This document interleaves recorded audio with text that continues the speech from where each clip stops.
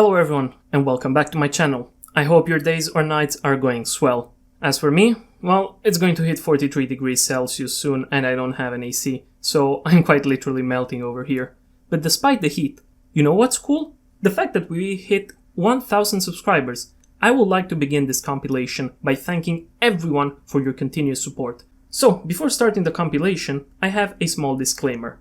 While what I essentially did was stitch together all of the videos from the Xenohuman series so far, I also re-recorded the one covering the Highmates, as the microphone quality in that one was really bad in my opinion, and I felt like it did not belong into this compilation at all. You will still notice a shift in microphone quality throughout the various parts sometimes, and while I tried my best to balance the audio, I still want to apologize in advance. Those videos were made while I was still learning about microphone settings and other recording factors, but now I promise that the quality will be more consistent in the future. With this being said, enjoy this compilation.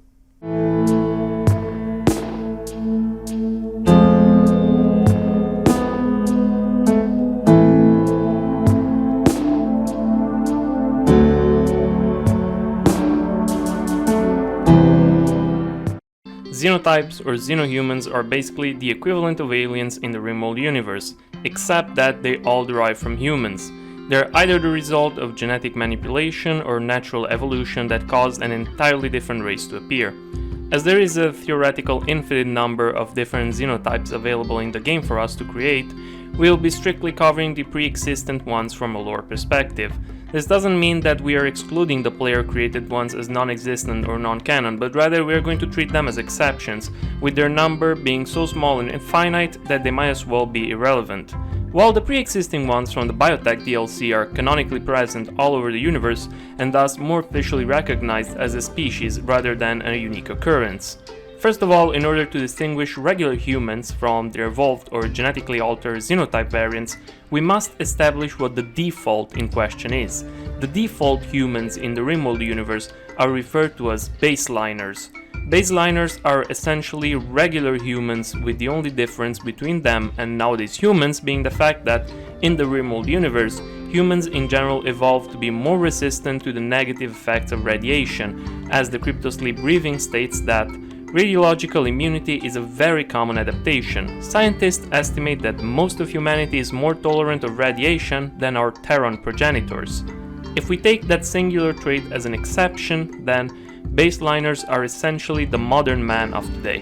While a xenotype or a xenohuman might be the result of two different xenotypes breeding together, a baseliner was always at the very top of the pyramid, the blank slate from which every single xenohuman derived from.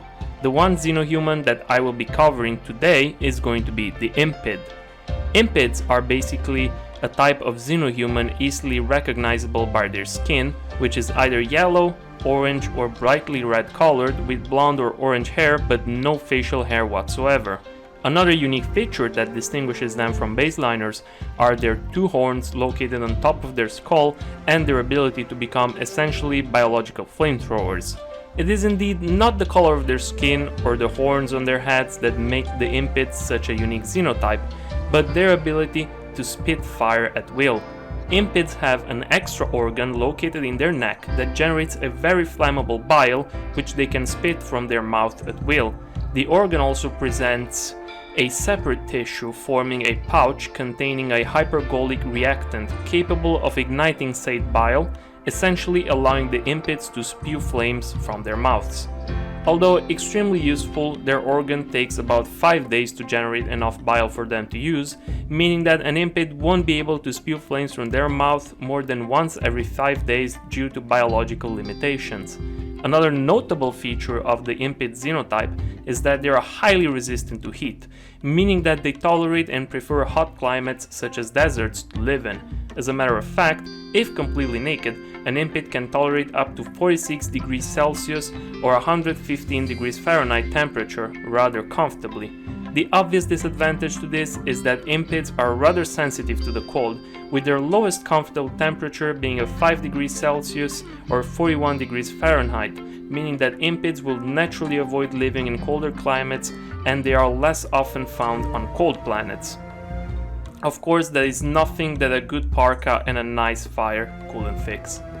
Impids are also very capable runners. The movement speed of a baseliner in Rimworld is of 4.6 cells per second, while Impids move at a speed of 5 cells per second. Now, pawns in Rimworld move at the same speed when being chased by a pack of wolves and when taking a stroll outside in their garden, meaning that they have either too much or too little of a sense of urgency at all times. But if we take these numbers and compare them to each other, namely the movement of 4.6 cells of a baseliner and the 5 cells per second movement of an Impid, we can say that rounded up, an Impid on average is 9% faster than a human. The average sprinting speed of a human is around 13 miles or 21 kilometers an hour, meaning that an Impid on average rounded up has a sprinting speed of 14 miles or 22 kilometers an hour. While it might not seem like a significant increase, the matter of fact here is that an average Impid will always outrun an average baseliner. Despite the slightly superior strength in their legs and stamina, the body of an Impid is rather weak. Their bodies have a rather weak immunity, meaning that something like a cold will be more of a problem for an Impid than it will be for a human. Their wounds also heal very slowly, likely due to their body's immune system being underdeveloped, and we can only assume that their arms are on average less strong and muscular than the arms of a baseliner, as Impids are known for being weak melee combatants, preferring ranged weapons and long-distance combat over close quarters. It is likely that the main use of their fire-spitting ability is to discourage anyone from getting too near or to more easily disengage from hostiles that are too close to their comfort zone by pulling out a nice instant flesh barbecue. The way that Impids avoid hurting each other with their own fires is due to a fire-resistant gene that has formed very fast-acting sweat glands and heat-resistant skin. Essentially, an Impid could easily walk through fire without getting as much as a couple of light burns. While their bodies are rather weak, their minds also present a distinctive problem. Impids are predisposed to a natural unhappiness and negative emotions. They generally tend to focus on the bad part of most situations and tend to have a lower mood than their baseliner counterparts. Overall, due to their biological disadvantages and frailer bodies, Impids have the same metabolic efficiency of a baseliner, meaning that they eat on average as much as a regular human. Their genetical complexities, despite the many differences between them and a baseliner, scored on 11 points, one of the lowest in Rimworld, with Dirtmoles scoring a genetic complexity of 9 and baseliners scoring a genetical complexity of 0. Their genes are categorized as endogenes, meaning that their genes are completely heritable through the birth of offsprings. This translates to the fact that Impids are born as Impids, unlike bearers of xenogenes, which is a category of genes that are modified during life rather than being attained at birth. If a baseliner and an Impid will breed, the result will most likely be of a hybrid, a baseliner retaining some aspects of the Impid xenotype. With the biological aspect of the Impid covered, we can now start talking about their social aspect. Impids are most commonly found on Rimworlds and dry death worlds, and if you don't know what a death world is, I would recommend for you to like and subscribe, as in the near future I will be releasing a video detailing all types of various worlds and planets found across the Rimworld universe. Impids tend to live in savage tribal societies, rarely wanting to coexist with other xenotypes, adopting a hunting lifestyle for procuring food, as they are both terrible farmers and animal caretakers, and their desert climate wouldn't allow for much food to be grown in the soil anyway. Impids are referred as dust runners by other outlanders due to their fast speed, and devils by other tribes due to their horns and ability to spit fire. The exact origin of the Impid xenotype is unknown. While they could be the result of a fast evolution of baseliners on a rather hot climate, their horns and ability to spit fire more likely points towards an artificially lab-induced mutation. The reason why anyone would create this xenotype to begin with is unclear. Given that they have the ability to reproduce into more Impid offsprings, it is likely that the initial purpose was to create a xenohuman capable of inhabiting and colonizing more comfortably planets with a warmer climate, with their fire-spewing mutation introduced as a way to possibly have a mean of self-defense against aggressive local fauna. Pigskins are an artificial lab-created genetic alteration of humans. In Rimworld, organ harvesting is not something uncommon. Vet-grown people intended to be used as organ farms are not a rare occurrence, and the organ trafficking is something that happens as a daily occurrence in a Rimworld universe. By mixing the DNA of a human and a pig in a laboratory, pigskins were created, with the sole intent of being essentially cloned, reproduced, and have their organs harvested endlessly. While the initial idea was to create a pig with human organs, or at the very least organs compatible for human transplant, the final result ended up far more human than anticipated. Much to their creator's surprise, pigskins were fully capable of thought, speech, using tools, and even moving on their hind legs, while still retaining some pig-like qualities, such as trotter-shaped hands, pig snouts, and pig ears, a squealing pig-like voice, and large, fat, bulky bodies. One of the most notable internal biological elements of the pigskin xenotype is their stomach. Pigskins have a really strong digestive tract, and they are capable of essentially sustaining themselves on raw meat without incurring any risks of food poisoning or illness. They also boost an incredibly strong immune system and a reduced pain sensation in their body. Unfortunately, pigskins have inherited a gene that grants them a reduced eyesight from a distance, making them more likely to prefer fighting with melee weapons or low-accuracy explosives or shotguns. Their trotter hands also makes it hard for a pigskin to manipulate anything with accuracy, meaning that they tend to be rather bad crafters, so it's likely that they obtain most of their technology and weaponry either through scavenging, salvaging, trading, or raiding. Their genetical complexity is equal to 16, while their metabolic efficiency is on the negative side, on a -1, meaning that a pigskin xenohuman on average will have a 25% increased intake requirement on nutrition than a baseliner. Like Impids, pigskins bear germline genes inherited at birth, meaning that they are fully capable of reproducing more pigskin offsprings. While it is not a rare occurrence for pigskins to form bonds with their human ancestors or with other xenohumans, pigskin tend to stick with each other. They have a tendency to form outlander unions inhabited strictly by their kind and referring to other people as thin snouts.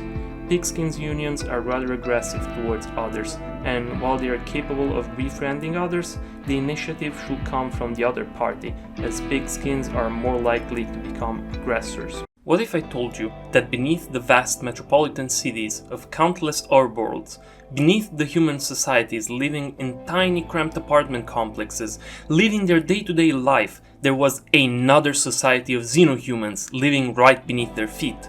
But who or what will be able to spend their entire life underground, dreading the thought of ever even seeing the sun? The answer is Dirtmoles. Dirtmoles are a type of xenohuman in the Rimworld universe that, as the name implies, spend most of their life underground. Completely adapted for the underground life with a grey skin, the eyesight of a Dirtmole, despite being very nearsighted, allows them to clearly see in the dark, letting them navigate dark tunnels and barely illuminated places with ease. They bear an aversion to any sort of regular light, especially UV light, meaning that most of the time you won't see a Dirtmole wandering outside or taking a stroll during the day. Despite rarely leaving their tunnels, Dirtmoles will prefer doing so only during the night, as their eyes and bodies are extremely sensitive to the light, weakening them and causing them to move much slower. Even when standing in complete darkness, Dirtmoles move slower than your average baseliner. But that's okay. Dirtmoles were never meant to move that much anywhere. Certainly not the traveling or the nomadic type. Dirtmoles tend to spend their lives inside mountains or beneath the underground soil. With this style of living, it's no surprise that Dirtmoles are extremely capable miners. Digging and tunneling is, after all, just another natural aspect of their day-to-day life. With a genetic complexity of 9 and a metabolic efficiency of +1, Dirtmoles require less food than the average human.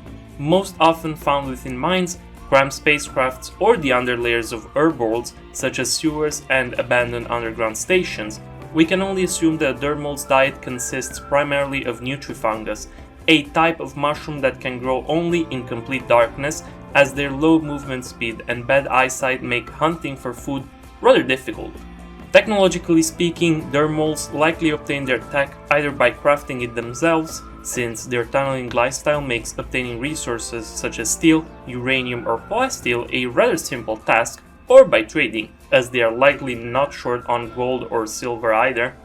But just because they are not adapt to the raiding lifestyle, that doesn't make Dirtmoles completely defenseless or incapable fighters. Swinging a pickaxe and shoveling dirt day and night is bound to put some good muscle on your arms, making them extremely adept melee fighters, meaning that you should think twice before invading a Dirtmoles dark tunnel. One planet where we can assume Dirtmoles are teeming in high numbers is Genies, an exploited mineral planet with strip mines, ore refineries, nutrient-based cafeterias, and oxygen depots. Native Xenidians work as miners, supervisors, technicians, mechanics, and life support engineers. The fact that Dirtmoles will be living there is just speculation on my part, but it would make the most sense for native Xenites to be of a Dirtmole xenotype. But how did Dirtmoles first came to be? Just like the Pigskins, Dirtmoles were artificially engineered in a laboratory. Colonization of other planets is a common occurrence in the Rimworld universe, and the process of colonizing a planet is usually handled by a colonization agency. Probably while attempting to colonize planets with an unfavorable climate, with a surface too hot or too cold or perhaps even too polluted to be handled by regular baseliners, colonization agencies began developing tunnel colonies, essentially vaults and underground colonies, but the stress of living permanently confined underground was far too much for regular baseliners, and the tunnel colonies failed at first, as humans were never meant to spend their life underground. That is, until colonization agencies decided to tackle the issue at its core, and began developing a new Xenohuman, one not only capable of living underground, but a race that will prefer that over living in the surface, and that's how the Dirtmole came to be. The Rimworld universe is not a peaceful one. As expansive as it is, peace is rarely an option. From simple tribal disputes over territory and resources to interplanetary wars, people in this universe are no strangers to combat and conflict.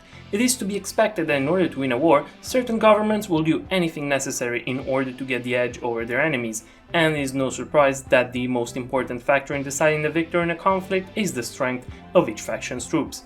Military expertise, tactical thinking, unwavering bodies, and a great mental strength are traits required for any soldier, so it shouldn't come as a surprise that in order to gain the advantage, many governments began bioengineering their soldiers, experimenting on the creation of people whose sole purpose will be to follow orders and prove themselves extremely capable fighters. The result of such experiments was a Xenohuman perfectly adapted for combat, the Hussar. It is important to note that a Hussar is never born, rather one becomes a Hussar through the implantation of a Hussar xenogerm. Hussars are, as specified above, the perfect soldiers. A Xenohuman engineer for war, Hussars have a great hand-eye coordination, making them extremely capable ranged and melee fighters. To a Hussar, shooting a charge rifle or swinging a plasma sword feels as natural as using a fork or a spoon. But it's not just their proficiency in combat that makes a Hussar a great soldier. Their bodies are also incredibly resilient, turning them into unstoppable war machines. Pain receptors in a Hussar's brain are numbed down to the point where they feel only half of the pain a regular human would, meaning that even if badly wounded, they can push and fight more, shaking off incoming bullets without as much as flinching. Their wounds regenerate 4 times as fast, meaning that with proper medical care, a Hussar will likely spend little time inside an infirmary and, depending on the gravity of the wound, become capable of wielding a weapon again in just a matter of days, even after being gravely wounded. Hussars are also capable of combat nearly everywhere. Their bodies tolerate both cold and hot environments, and they are even capable of surviving for brief periods in toxic environments, as their lungs are capable of partially filtering out toxicity in the air, such as heavy pollution or noxious clouds of poison. The only way to properly poison a Hussar will be to inject the venom directly into their bloodstream. It is not only their bodies that are strong, but their minds too. A Hussar's brain is engineered specifically to be psychically deaf, meaning that they are unaffected by any form of psychic influence, such as mind control. The only subjective downside to a Hussar's body is their dependence on go juice. Goju's is a synthetic performance-enhancing drug developed for space marines during the early days of interplanetary warfare. Goju's blocks pain, increases movement speed, and improves the user's melee and shooting abilities. The military chemists who created it were never able to remove its addictiveness. Some saw this as a downside, others saw it as a benefit. While Goju's is indeed extremely addictive, for Hussars it goes a step further than a simple addiction. It is a need. If not provided with at least one Goju's a month, Hussars will fall into a coma, which after another month without Goju's will lead to death. It is extremely likely that this dependence was engineered purposefully, as for anyone in control of a Hussar army, it is nothing but an advantage.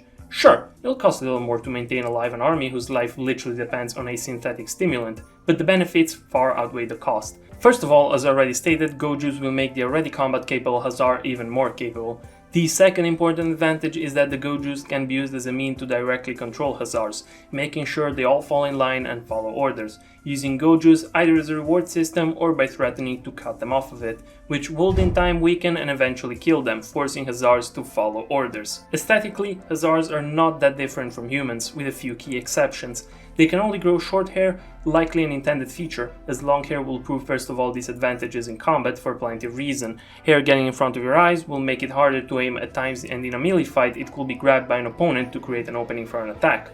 Their second more unique feature is their red eyes, which pair with their overall lack of emotions make them famous for their Hussar stare, an expression commonly known for unsettling people. In most societies where Hussars live, they are generally kept separated from the rest of the population. Their frequent violent outbursts and lack of empathy, along with their unsettling eyes, make them hard to adapt to life with regular baseliners. So in the rare moments when they are not participating in a war, Hussars tend to live alone or with other Hussars, isolated from society. After all, Hussars are considered by most not as living beings, rather as weapons. Hussars are aware of this fact, but that doesn't seem to bother them, as after all, no one is born a Hussar, one can only become a Hussar, and it is probably a willing choice by most, as you wouldn't want to give an unwilling soldier or a prisoner the combat capabilities of a Hussar.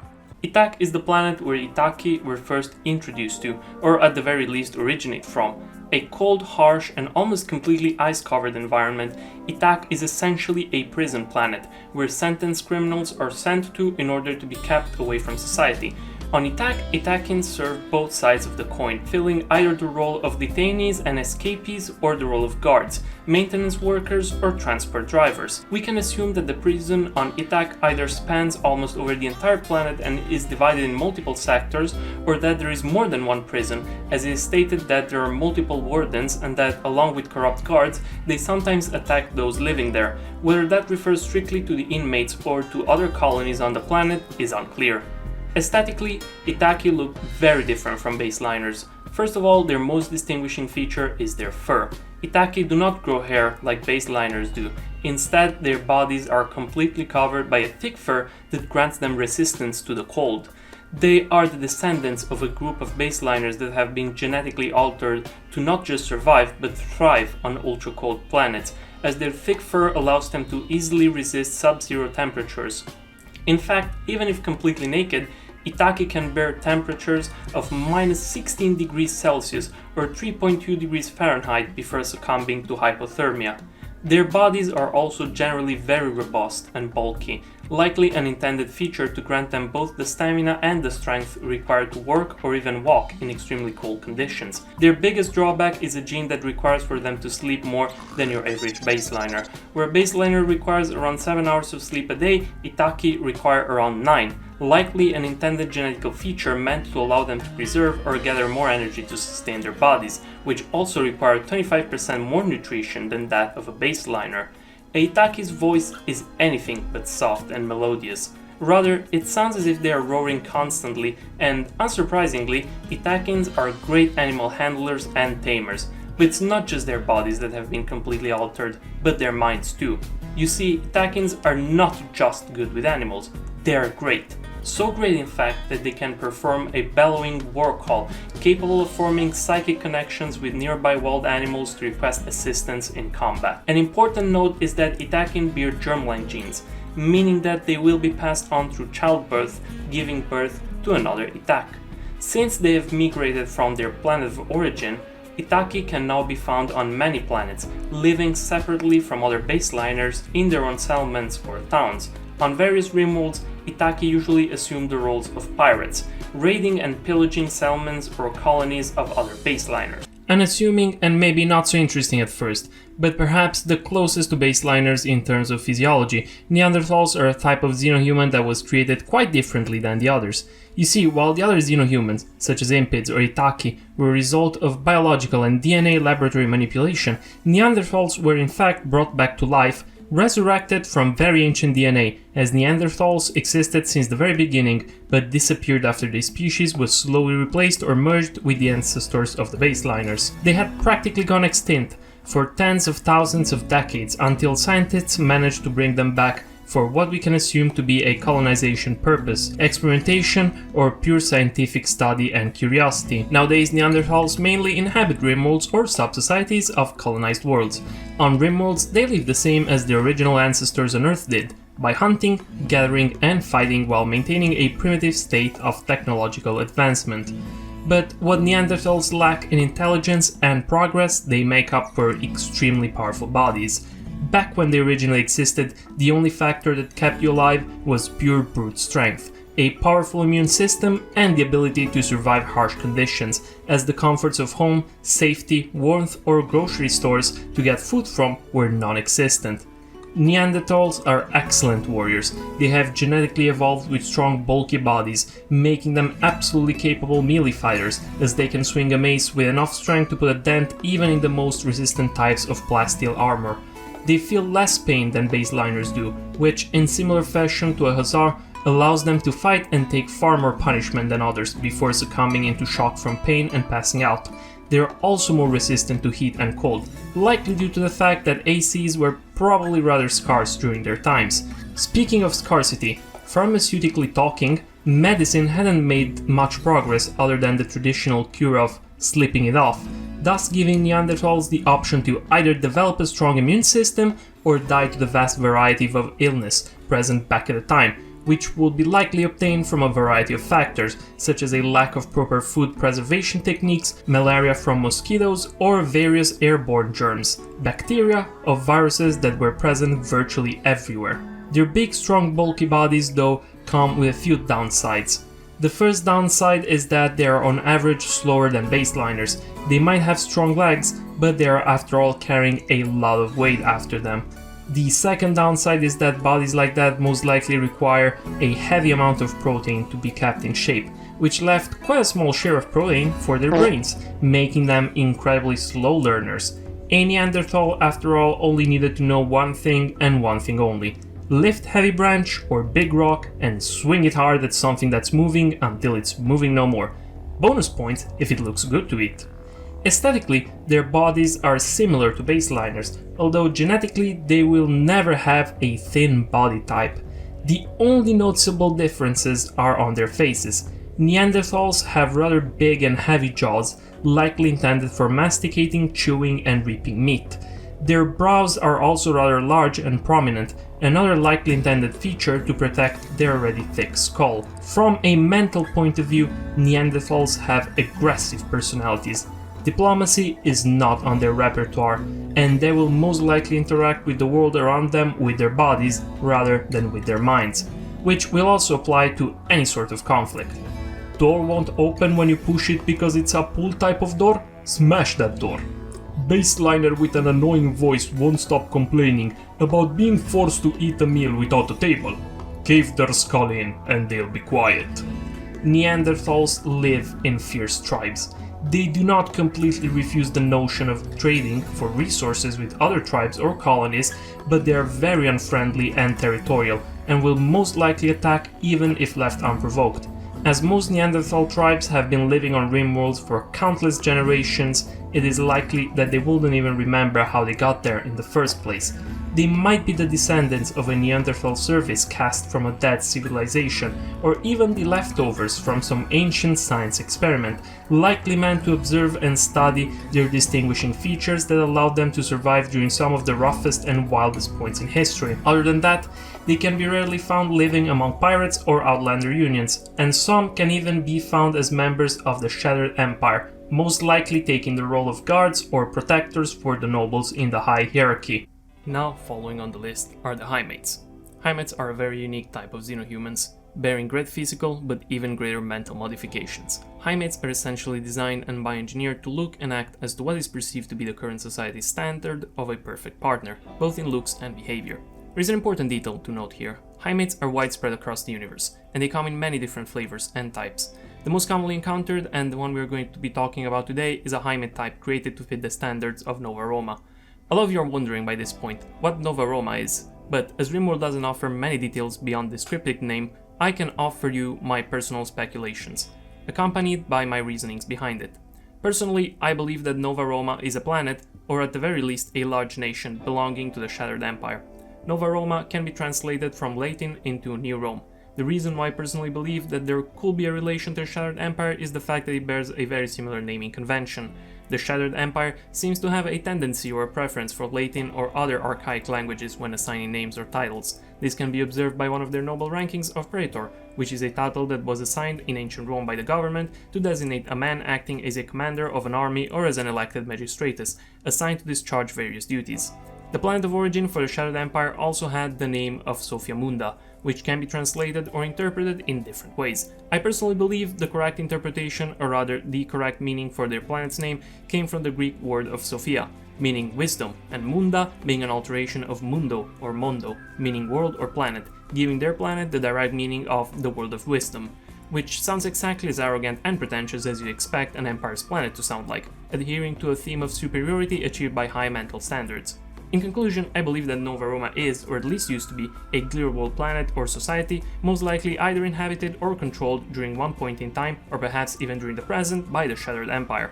So, as I disclosed previously, the type of Highmates that we are going to talk about are the ones originally created or at the very least popularized by the beauty, social and fashion standards of Nova Roma. I feel like this was an important detail to discuss, as beauty, especially in the Rimworld universe, tends to be rather subjective, especially in the case of different xenotypes. In the Pigskins case, for example, they have a preference for other pigskins and consider pig snouts more beautiful than regular baseliner noses, while in the Ytakki's cases, female can grow long, luscious beards that are considered attractive by Ytakkian male, something that in the case of an average baseliner will be considered very unattractive. The physical aspect of Highmates include a variety of perfected biological features, such as a well-defined and symmetrical faces and bodies, flawless and soft skin, and a low amount of body fat or body muscle, as their body types will tend to be either thin or average on size, but never fat or bulky. Speaking of their bodies, and especially about their skin, another feature that renders Highmates incredibly distinguishable, especially in a large crowd, is their skin color, which comes in one of three flavors: blue, purple, or sheer white. Completely unrelated to the color of their skin, a Highmate's hair will always tend to grow long and have a snow white color, while at the same time bearing an immunity towards the aging process that will cause the hair to become grey over time. The bodies of a Highmate are also rather delicate. Their bones are weak and brittle, and their flesh and joints have less binding molecules holding them together, meaning that even a minor accident such as tripping and falling on the ground could result in a broken bone or a nasty injury. It goes without saying that anything worse than that could actually put their life in peril. Another biological weakness that Highmates bear in their genes is a natural aversion to heat and high temperatures. I'm going to speculate that this was intentional by design, in order to incentivize Highmates to wear or feel more comfortable with less clothes, or at least of the more revealing type. Why that will be intentional is rather obvious. Highmates were designed to be perfect companions, spouses, partners, or even escorts. If their bodies did not indicate that enough, all the proof you need is the mental modification that their brains undergo, essentially reshaping their entire personality. Highmates have a very positive outlook on life. They tend to see the world through the half-full glass philosophy, while bearing a kind and empathetic spirit, feeling distraught at the suffering of others, and always wanting to offer kind words of advice or encouragement in order to lift everyone's spirits. Highmates also have a very high libido, They tend to engage with their partner far more often than one will be expected to, and if this isn't enough to convince you that a Highmate is essentially the perfect partner, the final nail in the coffin is going to be the fact that their brains have an extraneural organ which allows them to physically bond with a partner for life. While psychically bonded with someone, the couple will feel a rush of positive emotions just by existing in each other's proximity. But this is a double-edged sword, as this bond cannot be simply interrupted, and distancing oneself from a psychically bonded partner will induce a variety of negative feelings, while their death will cause the other partner to fall into a strong depressive episode, leaving their minds scarred and distraught for its duration. This extra organ that allows Highmates to psychically bond with others also naturally raises their psychic sensitivity, rendering Highmates more susceptible to any type of psychic phenomena, such as mind control or mood-affecting psychic waves. But perhaps the greatest difference between a Highmate and other xenotypes is their inability to be violent. It is not that their bodies are not capable of fighting, rather it's their minds being completely incapable of even perceiving the notion or the concept of violence or causing pain to others. Even with their life in peril, forced with their backs against a corner, a Highmate will never resort to violence, even in cases of self-defense. They simply cannot understand the notion of violence. To ask a Highmate to deliberately hurt someone in any way will be the equivalent of me asking you to imagine a new color in your mind. It is that strong of a mental limitation. The only way that a Highmate will be able to kill or hurt someone will be through indirect means, either by accident, like creating a chain of events that could result in someone's death, or by having someone else do it instead. Once again, we can assume this to be a highly intended feature for very dark reasons, as a partner that is not capable of violence will never rebel or defend itself against any type of abuse, rendering them a perfect plaything for people with a low morality.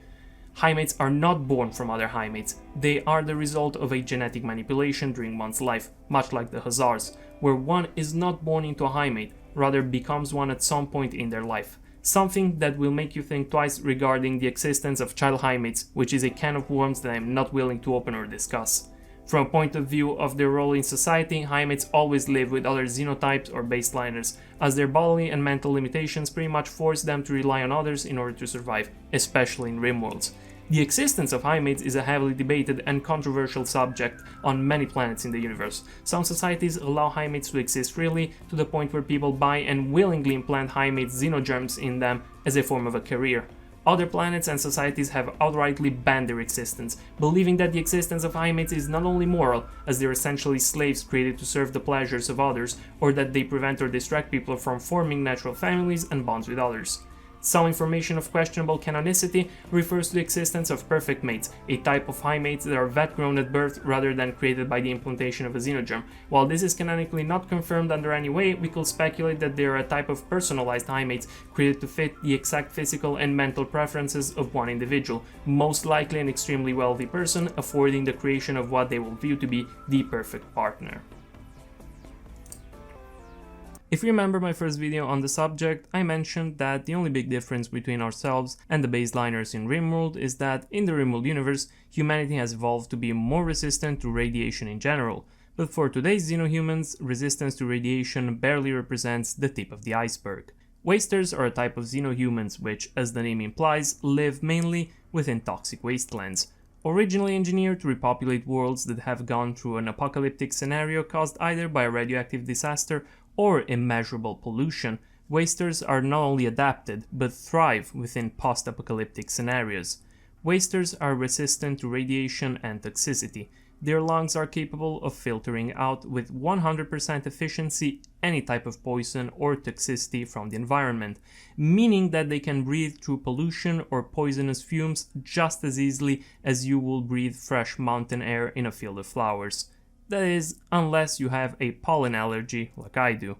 Then a field of flowers might be just as bad as a toxic wasteland to you. With that being said, despite their lungs granting them immunity to environmental poison, they are still susceptible to venom introduced directly into their bloodstream, like the one found within venomous talons or other similar type of weaponry. Speaking of poison, while being immune to toxicity allows Wasters to survive, their pollution stimulus allows them to truly thrive. Remember how I mentioned that their lungs filter out toxicity? They don't do just that. While toxicity is filtered out, some chemicals are retained and used to create a chemical-induced rush, which improves Wasters both mentally and physically, allowing them to move faster and think better. A similar gene is found also within combat engineered mega insects, but those I will be talking about in another video. Now, it will be perfect if wasters stopped at that, but unfortunately their bodies also come with a few downsides, one of them being a permanent addiction to psychit. In the same way that Hussars need go juice in order to survive, wasters require psychit, which is a more natural alternative found and extracted from within psychit plants, which is rather contradictory to a waster lifestyle, as living within pollution wouldn't allow much room for plant growth, meaning that they must procure it either by growing it in an isolated, clean environment, for example within a bunker by using unpolluted soil or hydroponic basins and a solar lamp to prevent exposure to the toxic environment of the outside world they will most likely be living in. Other ways through which they could obtain their psychit could be either through trading or more likely by raiding, which is something we are going to talk more about later. In terms of drugs, wasters are impervious to wake-up addiction, meaning that they can ingest it freely without getting addicted to it. Wake-up is a synthetic stimulant which, as the name suggests, allows its user to remain awake for longer periods of time, eliminating any immediate requirement for sleep. Wake-up is, as you can imagine, rather risky. It has a decent addictiveness factor to it and a small overdose risk, even if taken only once. In theory, while the chances are rather small, even your first dose of wake-up could be your last. In many large companies or competitive universities, people who usually achieve high positions or great results are called wake-ups, as they often are associated with this type of drug, in a similar fashion how nowadays some people take Adderall to study more efficiently, despite it being a medicinal treatment for ADHD, as it can decrease the need for sleep and increase focus. Wake Up is essentially that, but times 10, if you will. If we were to break down the composition of Wake Up to more efficiently compare it to nowadays drugs, we could assume that Wake Up will be composed of strong stimulants such as amphetamines, cognitive enhancers to maintain both memory and cognitive functions during the period of extended consciousness, mood stabilizers to prevent anxiety from the lack of sleep, and most importantly, neuroprotective agents such as some sort of antagonist to melatonin and antioxidants in order to somehow protect the brain from the lack of sleep. So, in theory, Wake Up will be truly a strong chemical cocktail, which within Rimworld will be obtained mainly from neurotramine, a chemical which is at the base for most drugs and chemicals found within its world. So we could say that wasters being immune to the risk of a wake-up addiction and a possible overdose is a pretty big deal. Now that we have broken down the internal biology of a waster, it's time to talk about their exterior. What do they look like? How do they act in a societal role? Well, first of all, aesthetically speaking, wasters are the opposite of what the general public will consider attractive, which is to be expected. A waster's hair is always grey in color, while their face is sharply angular, with prominent cheekbones and deep-set eyes that give them a hollow, almost skeletal look. The skin, which is slate grey in color, rough and coarse to the touch, appears tightly stretched over their bones, accentuating the sunken cheeks and giving their face a pinched appearance. Like Ytakki or Neanderthals, wasters bear germline genes, meaning that they can reproduce and give birth to other wasters without any problem.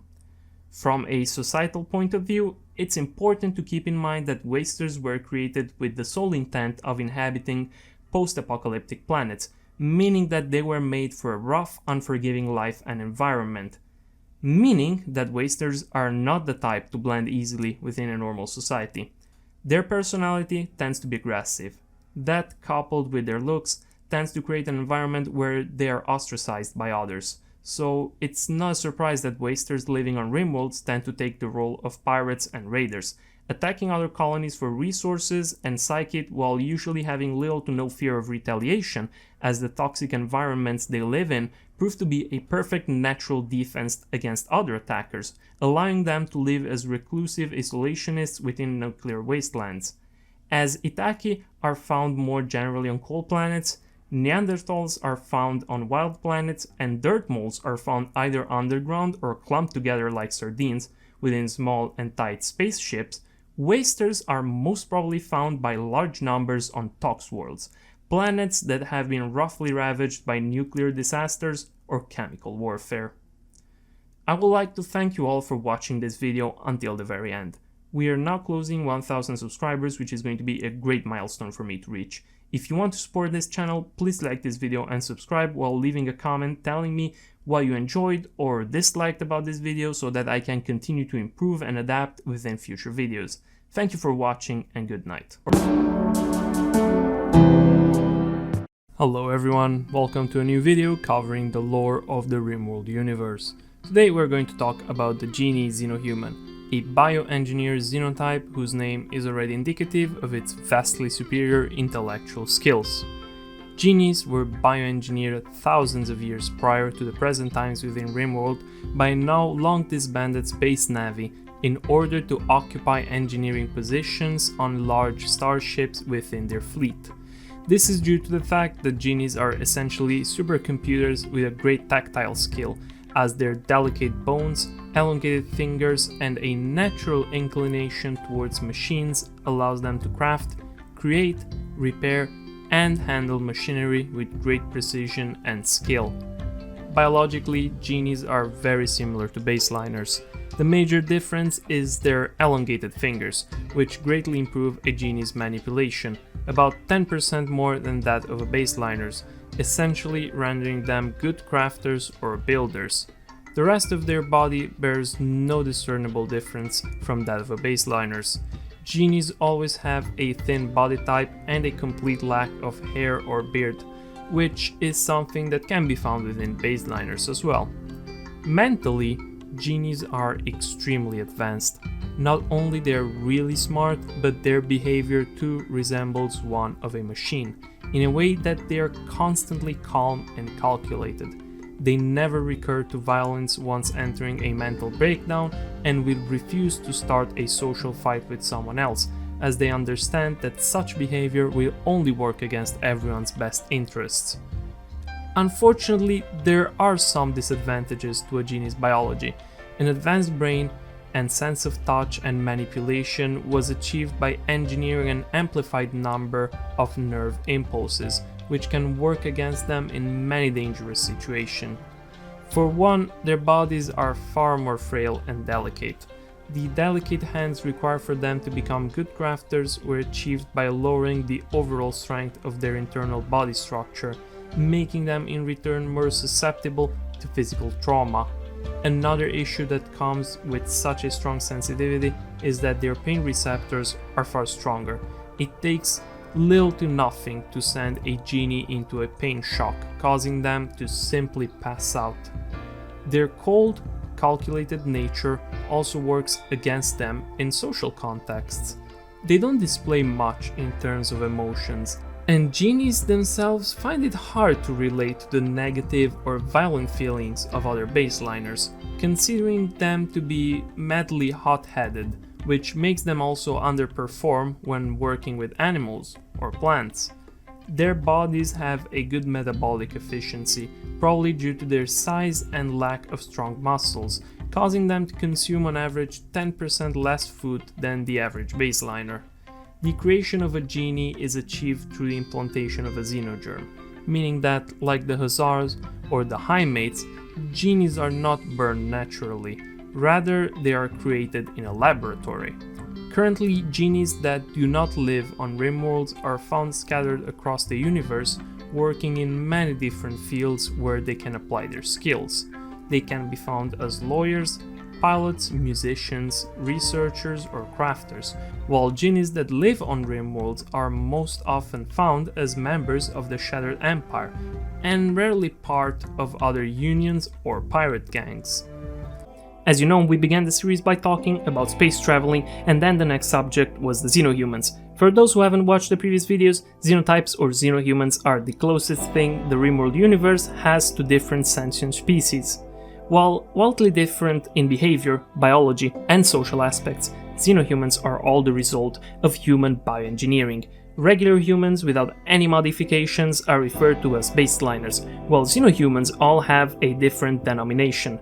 It is true that there are essentially a gargantuan number of possible xenohumans, as combining two or multiple genes will create a new xenogerm never seen before, but so far in the series we have covered strictly the ones that have been present in the game by default.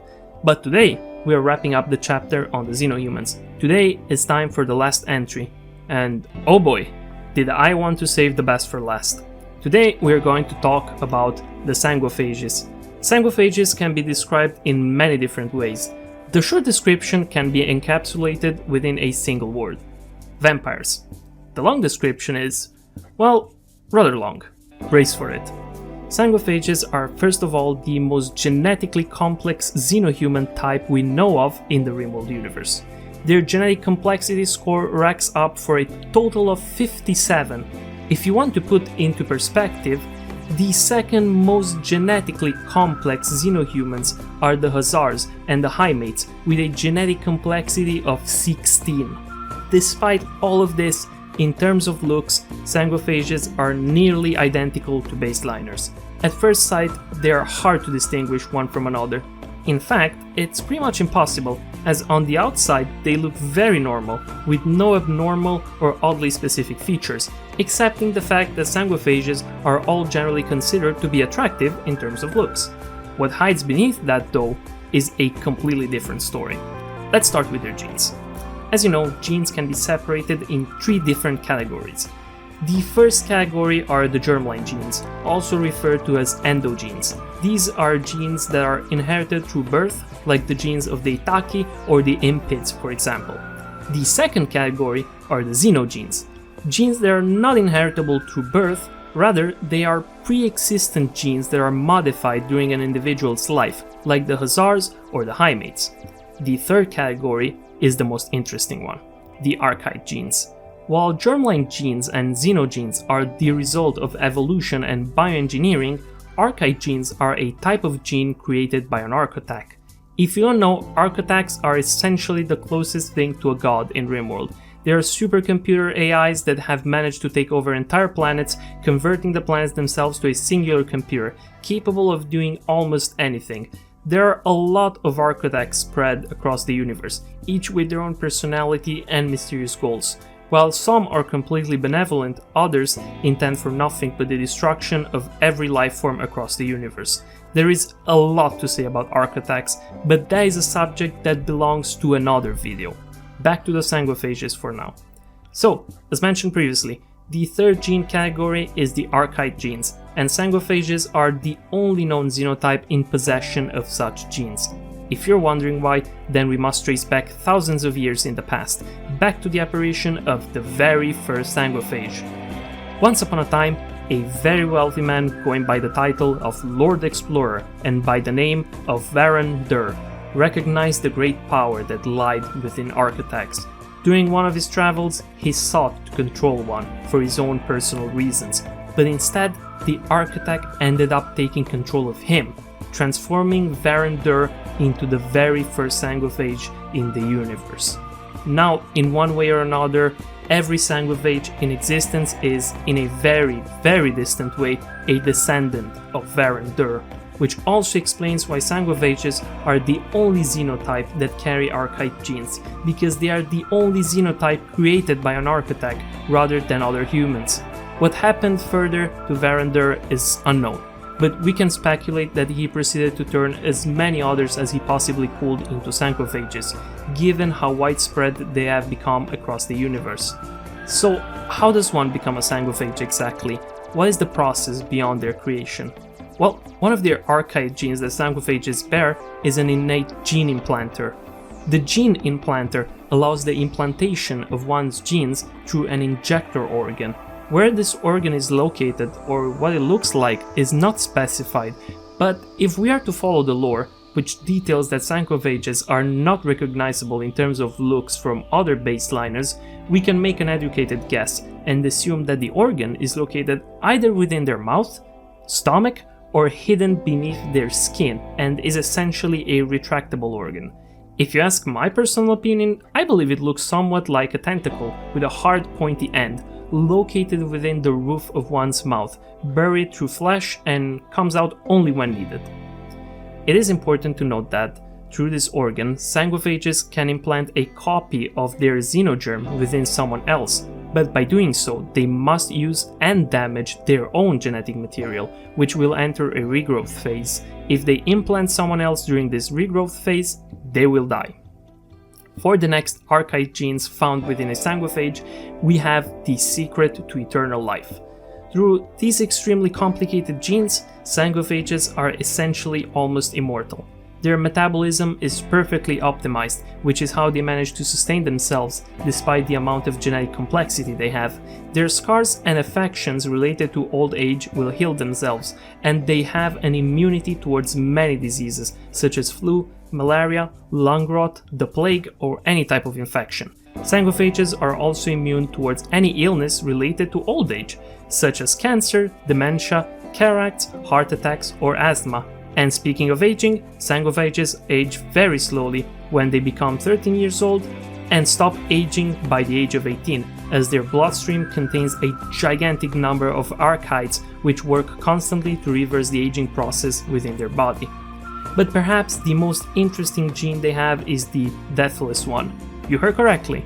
As long as their head remains intact and is not destroyed upon receiving a type of fatal injury, Sanguophages will not die. Rather, they will enter a regenerative coma, where all of the archaeates within their blood will be focused completely on simply preserving the brain alive, until every fatal condition is removed. It is important to note that this coma does not regenerate a Sanguophage's lost limbs, and within that time they will be extremely vulnerable, so the only way to truly kill a Sanguophage will be to decapitate it, or better yet, just to be sure, destroy their brain completely. Now, by this point you will think that this is it, but we are not even close. What we have described so far are Sanguophage's archaeid genes, but they also bear a large number of other genes as well. A very important gene is the hemogenic one. Sanguophages draw their strength and sustain themselves through a biological resource called hemogen, which is created from blood. Just like traditional vampires, Sanguophages require human blood in order to function properly, which is extracted from other humans through the use of retractable fangs and a small organ located on the roof of their mouth. It is important to note that Sanguophages cannot gain hemogen from the blood of another Sanguophage, most likely because other Sanguophages will have already converted or extracted all of the hemogen from their own blood. While this hemogen can be stored within their body, Sanguophages can expend it, like a resource, in order to strengthen themselves and gain access to a variety of abilities. Within their upper chest, Sanguophages grow an opening filled with keratin spikes, which can be shot from close range with surprisingly good accuracy. Their legs are also strengthened by hemogen-powered muscle fibers, which allow them to jump for great distances. We can assume that those legs will also be used for kicking with great strength. Sanguophages also have a special gland on their palms and wrists, which, upon the consumption of hemogen stored within their bodies, allows them to produce a special saliva that can be used to coagulate and rapidly treat wounds. The next chapter is going to be about death rest. Sanguophages need to sleep less than the average baseliner, but they will require to periodically regenerate themselves in a special coma called death rest, which can take several days.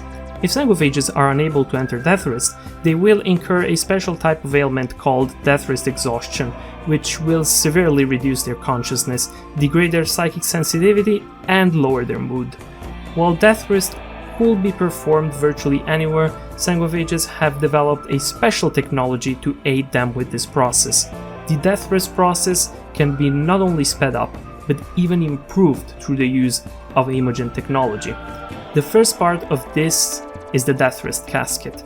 By resting within this medical casket, Sanguophages will be able to speed up the process and wake up sooner than they would by simply death resting in bed. Death rest caskets can be further connected to other hemogen-powered devices, which will improve the death rest quality even further. The devices are as follows. The hemopump. This blood refining pump increases the amount of hemogen a death resting person can store in their body. the glucozoid pump. This device allows a death rester to move faster after death rest is complete. It pumps the body with extra muscle signaling factors while cleaning waste products from muscle tissue. The effect lasts until the individual death rests again. The psychofluid pump. This device enhances the psychic sensitivity of a death resting person by rhythmically stimulating neural tissues. The hemogen amplifier. This device leaves a death rester in a hemogen amplified state, so they gain more hemogen from any hemogen source. Using a gland probe and blood analyzer, it links with a death resting person, stimulating hemogen glands into a more active state. The death rest accelerator. This device connects with a death resting person and makes death rest complete quicker. It enhances the effect of the death rest casket using finer blood analysis and more powerful chemicals. It is important to note that all of these devices will be connected to the casket where a Sanguophage is going to rest in, meaning that by proxy they are connected directly to their body. Even with their incredible bodies, these are extremely powerful processes which can't be easily handled all at once, and the number of devices a Sanguophage will be able to link up during death rest will be determined by their death rest capacity, a biological feature that can be improved through the use of a special death rest capacity serum, a chemical concoction which will further improve the limits of a Sanguophage, allowing their body to connect to more devices at once while death resting. Biologically, the body of a Sanguophage is capable of far more than what I've mentioned above. They are fast runners, they can see in the dark, are immune to toxins and toxicity, their wounds heal extremely fast, and they bear a great psychic sensitivity. Apart from requiring blood to sustain themselves in a regular resting period, Sanguophages have other weaknesses as well. They have biological compounds in their skin that react painfully to UV radiation. They are unusually sensitive to sunlight, similar but not as bad as Dirtmoles are. Their skin is also sensitive to fire. They have dry, thin skin which burns easily from fire, and their immune system reacts very poorly to this kind of threat, which also causes Sanguophages to bear an extreme pyrophobia, causing them to have a possible mental breakdown just by being in proximity to a large source of fire. With this, we have finished breaking down the biology of the Sanguophages, but what about their social aspect? From a social point of view, Sanguophages are usually secretive about their identity. They tend to pose as baseliners, as they are often hunted down because of their strong power and need for blood. Because of this, Sanguophages have become very adept at hiding themselves from society on many planets, to the point where many people consider them to be just a legend, while others believe that they secretly direct and lead entire civilizations from behind the shadows. The stories even speak of eternal lords ruling billions from slate-blank space stations or directing blood sacrifices at conferences in the underlayers of the deepest herb worlds, which wouldn't be entirely wrong, as some Stelarchs from the Shattered Empire are actually Sanguophages, something that even the Emperor itself could be.